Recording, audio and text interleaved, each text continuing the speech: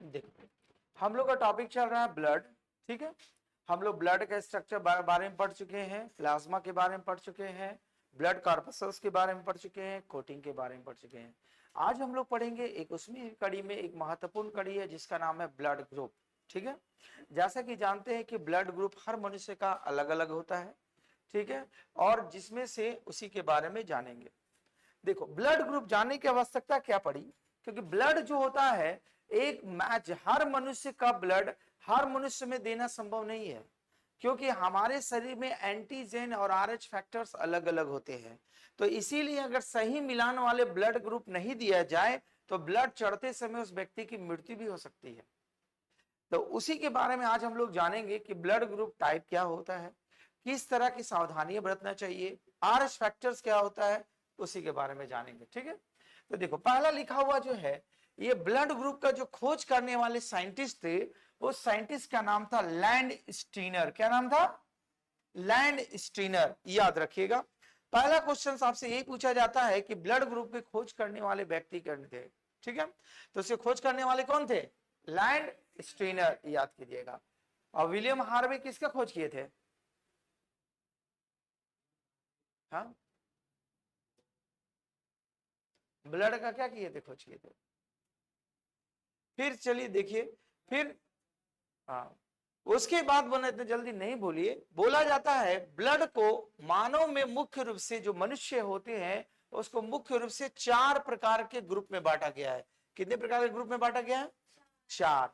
जैसे मुख्य रूप से आपका होगा ए बी ही उसका एंटीजन होता है, अभी बताएंगे। एक ए हो गया, एक बी हो गया, फिर उसके बाद एक ए बी होगा, और लास्ट में दोनों नहीं मौजूद होता तो उसमें ओ ग्रुप होता है। ठीक है, तो ये रक्त को 4 भागों में जो बांटा गया, कुछ तो उसका आधार बनाया गया होगा कि ए ग्रुप का ब्लड कौन होगा, बी ग्रुप का ब्लड कौन होगा, ए बी ग्रुप का ब्लड कौन होगा, ओ ग्रुप का कोई तो कोई आधार होना चाहिए। तो उसका आधार का कंडीशन देखिए क्या लिखा हुआ था कि बोला गया रक्त समूह में विभिन्नताएं का कारण जो है आरबीसी में पाया जाने वाला ग्लाइकोप्रोटीन। आरबीसी हम लोग जानते हैं रेड ब्लड कॉर्पसल्स होता है, तो आरबीसी में जो पाया जाता है ग्लाइकोप्रोटीन वही आधार बना। उसी के आधार पर ब्लड को विभिन्न विभिन्न ग्रुपों में, मतलब मुख्य रूप से 4 भागों में बांटा गया। ठीक है, और जिसे खोज करने वाले व्यक्ति थे कौन थे? लैंड स्टीनर थे, और इसे इन्हें नाम दिया एंटीजेन। क्या नाम दिया? एंटीजेन। ठीक है, तो एंटीजेन के आधार पर ही ब्लड को बांट दिया गया। तो एंटीजेन कब किए? जो आरबीसी में पाया जाने वाला जो ग्लाइकोप्रोटीन होता है उसी को कहा जाता है एंटीजेन। उसी एंटीजेन के आधार पर ब्लड को 4 भाग में बांटा गया। कितने भाग में बांटा गया? 4। ठीक है, तो अगर आपसे एग्जाम में पहले क्वेश्चन ही पूछेगा कि ब्लड ग्रुप की खोजकर्ता का नाम क्या है, कौन है? Land strainer. भूलिएगा नहीं, क्या नाम है? Land strainer. आगे देखो, अब ये जो एंटीजेन जो होते हैं मुख्य रूप से 2 प्रकार के होते हैं। कितने प्रकार के होते हैं? 2। एक का नाम है ए और दूसरे का नाम क्या है? बी। इसी एंटीजेन के आधार पर ब्लड को 4 भागों में बांट दिया गया। ठीक, तो देखो इस एंटीजेन का आधार क्या था? जिसमें एंटीजेन ए मौजूद होगा उसे कौन सा नाम दिया गया? ब्लड ग्रुप ए। जिसमें एंटीजेन बी नाम होगा उसका ब्लड ग्रुप क्या होगा? बी। और जिसमें एंटीजेन ए बी दोनों मौजूद होगा उसे ब्लड ग्रुप को क्या कहेंगे हम लोग? ए बी कहेंगे। और जिसमें कोई भी एंटीजेन मौजूद नहीं होगा उसे ब्लड ग्रुप क्या कहेंगे? ओ। सही बात। तो अगर एग्जाम में पूछ दिया जाए कि किसमें एंटीजेन मौजूद नहीं होता है किस ब्लड ग्रुप में, तो उस ब्लड ग्रुप का नाम क्या है? ओ। ठीक है, तो दूसरी क्वेश्चन आपसे पूछी जा सकती है कि किस आधार पर ब्लड को डिवाइड किया गया है? ब्लड ग्रुप को एंटीजेन। एंटीजेन होता क्या है? आरबीसी में जो मौजूद जो होता है ग्लाइकोप्रोटीन जो होता है उसी को हम लोग एंटीजेन कहते हैं। ठीक है, अब देखिए ध्यान से, इसके बाद ये चार्ट दिया गया है कि किस व्यक्ति में किस तरह का ब्लड को आप सम्मिलित कर सकते हैं। देखो, दूसरी नंबर जो होता है हमारे रक्त में जो प्लाज्मा होता है उसमें भी एक प्रकार का प्रोटीन पाया जाता है, ठीक है, जिसे हम लोग कहते हैं एंटीबॉडी। क्या नाम कहते हैं उसे हम लोग? एंटीबॉडी। तो एंटीबॉडी हम लोग को कहां मौजूद होगा? प्लाज्मा में। कहां वाला मौजूद होगा? प्लाज्मा में। और एंटीबॉडी और एंटीजन कहां मौजूद होगा? आरबीसी में। एंटीजन कहां मौजूद होगा और एंटीबॉडी कहां मौजूद होगा? प्लाज्मा में। समझ में आ रही कॉन्सेप्ट? तो जो हमारे रक्त का जो प्लाज्मा होता है उसमें एक प्रकार का प्रोटीन होता है जिसे एंटीजन, एंटीबॉडी। तो एंटीबॉडी क्या है? एक प्रकार का प्रोटीन है। अगर बोला जाए एग्जाम में कि एंटीबायोटिक क्या है तो क्या बोलेंगे? एक प्रकार का क्या होता है? प्रोटीन होता है। और ये प्रोटीन हमारे शरीर के कहां मौजूद होता है? रक्त के प्लाज्मा में मौजूद होता है। जो इसका मुख्य कार्य क्या है? हमारे बॉडी को क्या करना? रक्षा करना। क्या करना? बॉडी का रक्षा करना। और इसी एंटीबॉडी का जो निर्माण करता है कौन करता है? लिम्फोसाइट। कौन करता है निर्माण? आपको बताए थे ना लिम्फोसाइट के बारे में अभी। लिम्फोसाइट आपका टी सेल, बी सेल बताए थे, लिखे थे ना। तो ये जो होता है एंटीबॉडी मतलब आरबीसी का भी फंक्शन वही है, डब्ल्यूबीसी का। डब्ल्यूबीसी का शरीर का प्रोटेक्शन करना है। और ये लिम्फोसाइट भी क्या करता है? हमारी बीमारी, एंटीबॉडी क्या करता है? हमारी बीमारी की रक्षा करता है। और डब्ल्यूबीसी का भी क्या काम है? हमारे शरीर की रक्षा करना। ठीक, एकदम डिफरेंस धीरे धीरे समझते जाओगे तब क्लियरिटी आएगी दोनों में ब्लड ग्रुप में क्या है। अब देखो ब्लड ग्रुप में हमारा जो होता है, ब्लड में दो तरह के चीज मौजूद होंगे। एक होंगे क्या? एंटीजन और दूसरे क्या होंगे? एंटीबॉडी। तो एंटीजन कहां मौजूद होता है? आरबीसी में मौजूद होता है। और एंटीबॉडी कहां मौजूद होता है? ठीक, अब देखो ब्लड ग्रुप जो होंगे, अगर ये आपका एक बी ग्रुप वाले होंगे तो उसमें एंटीजन क्या मौजूद होना चाहिए? बी। और एंटीबॉडी ए। ओ ग्रुप वाले में क्या होगा आपका? एंटीजन और क्या होगा? नहीं पाया जाएगा। और एंटीबॉडी क्या होगा आपका? A B. आपसे पूछा जाता है एग्जाम में। और ए ग्रुप वाले में एंटीजन क्या मिलना चाहिए? ए। और एंटीबॉडी बी। और ए बी वाले में एंटीजन क्या होना चाहिए? A B. और एंटीबॉडी नहीं, नील, मतलब उसमें नहीं पाया जाता है। तो अगर आपसे पूछा जाएगा ब्लड ग्रुप ए में कौन सा एंटीजन मौजूद होगा? कौन सा एंटीजन? कौन सा एंटीजन?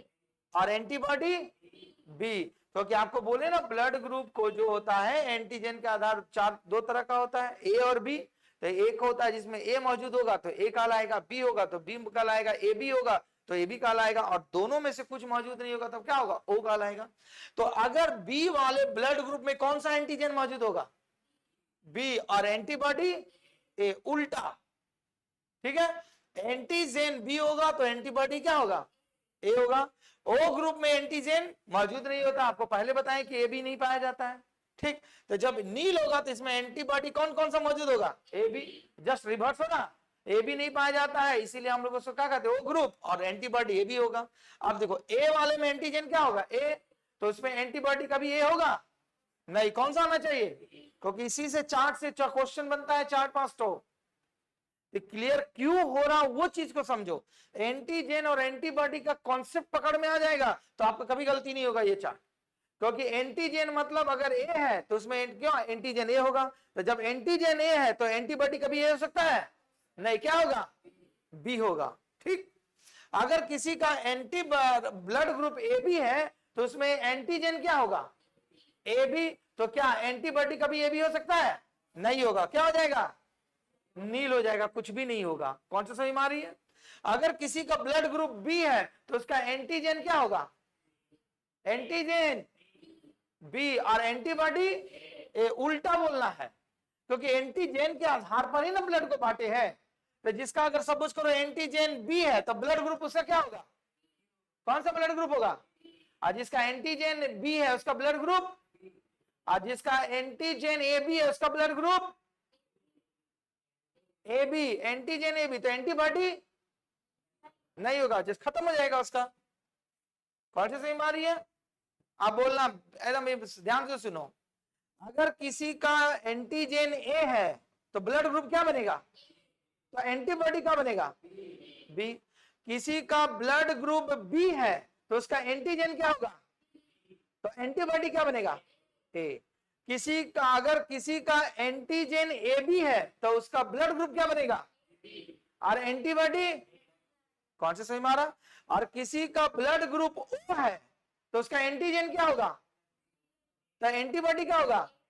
लॉजिक समझ में आया आपका। 12 क्वेश्चन रेडी हो, 4 दुनिया 8 को क्वेश्चन रेडी हो गया। इसी से क्वेश्चन आता है और इसी में स्टूडेंट का कंफ्यूजन होता है कि एंटीजन क्या होता है और एंटीबॉडी क्या होता है। तो एंटीजन कॉन्सेप्ट क्लियर हो गया। एंटीजन मुख्य रूप से किसमें मौजूद होता है, ब्लड के आरबीसी में जो ग्लाइकोप्रोटीन होता है, ठीक। और एंटीबॉडी कहां जाता है, रक्त के प्लाज्मा में होता है जो एंटीबॉडी का काम करता है। अब आप लोग का एंटीजन और एंटीबॉडी का कॉम्बिनेशन में दिक्कत नहीं होगा।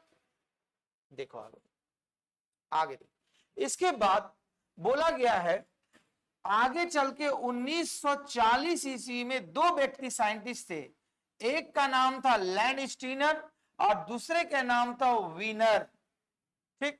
इन्होंने खोज किया, क्या किया, एक विशेष प्रकार के एंटीजन पाया जा गया। अभी हम लोग एंटीजन बोले किसमें मुख्य रूप से पाया जाता है, आपका प्लाज्मा में। तो बोला जो पाया गया, और ये सब एंटीजन ना, हाँ सॉरी, आरबीसी में पाया जाता है। तो एंटीजन जो देखा गया एक विशेष प्रकार के जानवर में देखा गया, वो जानवर का नाम नहीं भूलिएगा, बंदर की एक प्रजाति है, उस प्रजाति का नाम है रिसस। रिसस नाम की प्रजाति है, उसी में सबसे पहले एंटीजन देखा गया था। और उस एंटीजन का उन्होंने नामकरण किया RH फैक्टर। क्या नाम दिया, तो RH फैक्टर जो होता है सबसे पहले किस में देखा गया, तो बंदर में देखा गया था। और वो बंदर की जो प्रजातियां थी उसका नाम था रिसस। कौन सी प्रजाति थी, रिसस, याद रखिएगा। और इसको सबसे पहले देखा कब गया था, 1940 ईस्वी में देखा गया था। और किन किन साइंटिस्ट ने देखे थे, लैंडस्टीनर और वीनर, दोनों साइंटिस्ट ने मिल करके उस बंदर में, रिसस नामक बंदर की जो प्रजाति थी उसमें देखा कि एक विशेष प्रकार के एंटीजन पाए जाते हैं। तो उन्होंने उस एंटीजन का नामकरण किया RH फैक्टर। क्या नाम दिया, तो देखो इसी के आधार पर पाया गया कि जिसमें RH मौजूद होगा तो उसे कहा गया RH पॉजिटिव, और जिसमें नहीं पाया जाएगा उसे कहा गया RH नेगेटिव। तो जितने भी भारतीय लोग हैं उसमें 90-95% लोगों में कौन सा फैक्टर पाया जाता है, RH पॉजिटिव पाया गया है, नेगेटिव के कम केस देखे गए, ठीक है। लेकिन इसमें इसका नाम याद रखना जरूरी है, रिसस नामक प्रजाति है। देखो अब इसकी कहानी क्या है, रक्त आदमी को दिया जाता है, ब्लड ग्रुप जैसे डोनेट करते हैं हम लोग, तो उसकी कहानी क्या है, जिसको बोला जाता है ट्रांसफ्यूजन ऑफ ब्लड। बोला गया है कि जब किसी व्यक्ति को बाहर से रक्त दिया जाता है तो उस घटना को कहा जाता है आदान या ब्लड डोनेशन करते हैं, डोनेट करते हैं, दूसरे व्यक्ति को देते हैं। तो लेकिन इस कारण इसमें कुछ बातों को ध्यान देना है। जब भी आप ब्लड बैंक किसी को दीजिएगा तो उसका टेम्परेचर कितना डिग्री होना चाहिए,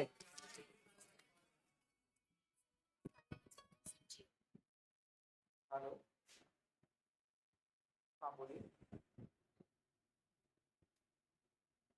लग गया तो कल लग गया कल, कहां से बोले, आर्य नगर से बोल रहे,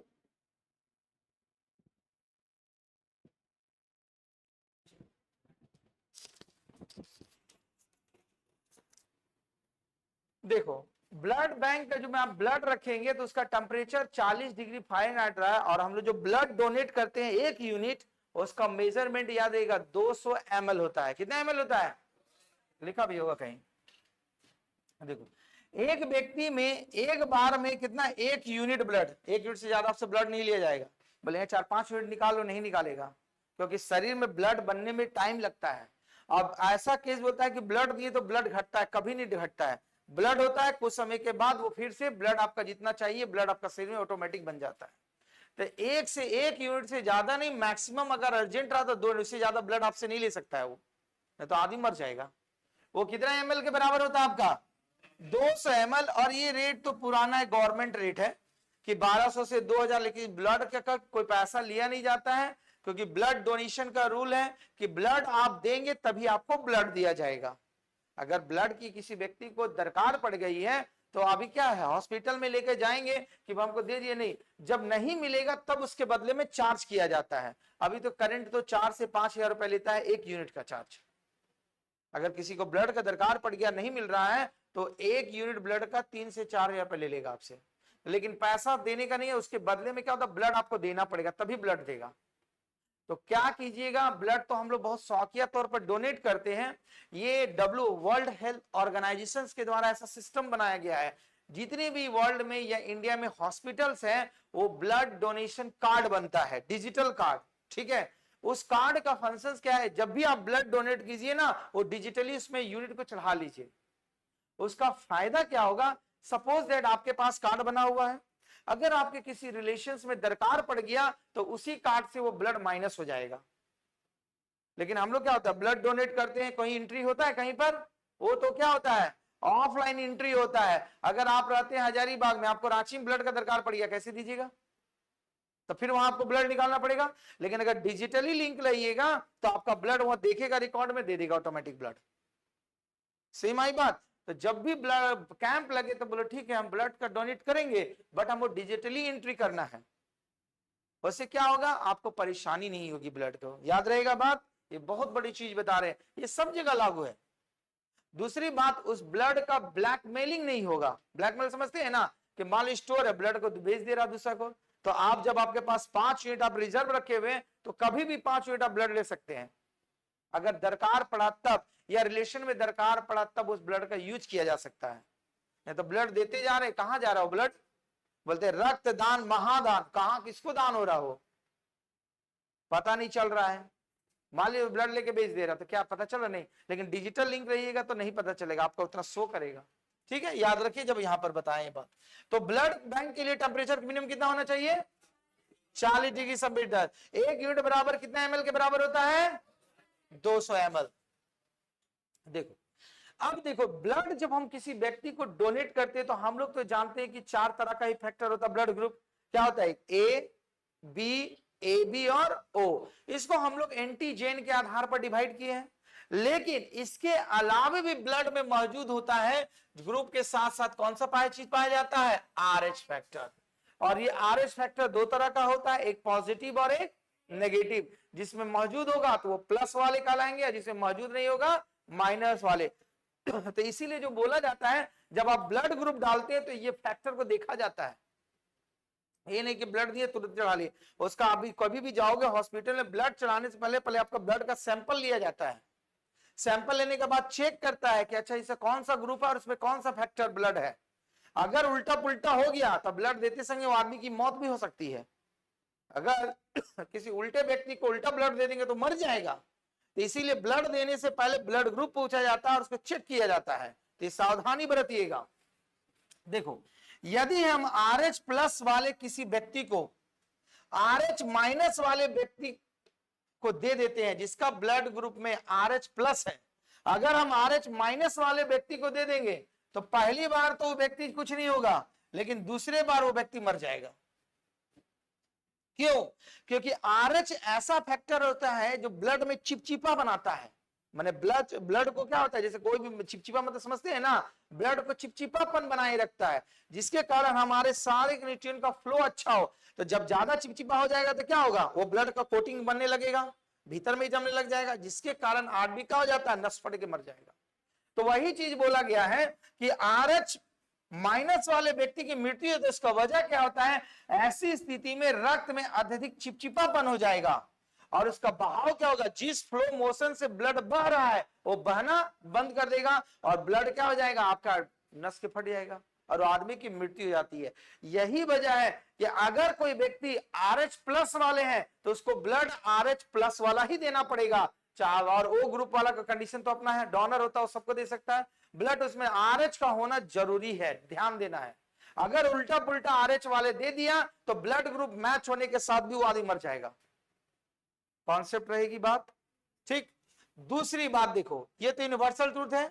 O नेगेटिव वाले जितने भी होते हैं इसे क्या कहा जाता है, यूनिवर्सल डोनर। वो सबका ब्लड दे सकता है लेकिन सबका ब्लड ले नहीं सकता है वो, ठीक। यूनिवर्सल डोनर दाता होता है, और ये होता है क्या ए बी वाले ग्रुप, वो रिसीवर सबका ब्लड ले सकता है और ओ वाला सबको दे सकता है। तो सोचो ये कितना रेयर केस होता है, ये आदमी हर व्यक्ति का ब्लड नहीं ले पाएगा। ओ नेगेटिव, तो ओ नेगेटिव वाले बहुत रेयर केस आदमी मिलते हैं, पॉजिटिव ज्यादा मिलेंगे। नेगेटिव है क्या कोई? नहीं है ना। तो हर व्यक्ति को आग रहता, तो किसी को भी चाहे एंटीजन में ए पाया जाए, बी पाया जाए, ए बी पाया जाए, सबको ब्लड दे देगा। और ए बी वाला जो होता है सबका ब्लड लेगा, लेकिन किसी को देगा नहीं वो ब्लड। तो धनवान वही ना, ए बी, वो सबका ब्लड ले सकता है, लेकिन चाहेगा किसी को ब्लड देने तो नहीं दे पाएगा। कौन से सही में है? इसीलिए वो नेगेटिव वाले को क्या कहता है? Universal donor. और एबी वाले को याद रखिएगा यूनिवर्सल रिसीवर कहा जाता है, रिसीव कर सकता है वो, ठीक है। क्योंकि इसमें हर सभी प्रकार के एंटीजन और आरएच फैक्टर पाए जाते हैं। एंटीजन मतलब क्या होगा? ओ नेगेटिव में ए बी पे मिलेगा, ए भी ले सकता है, ए भी मिल सकता है, ओ वाला भी ले सकता है, और आरएच फैक्टर प्लस माइनस दोनों मौजूद होता है, इसीलिए इसे कहा जाता है यूनिवर्सल डोनर हर कोई को, और एबी वाला को यूनिवर्सल रिसीवर। याद रहेगा बात।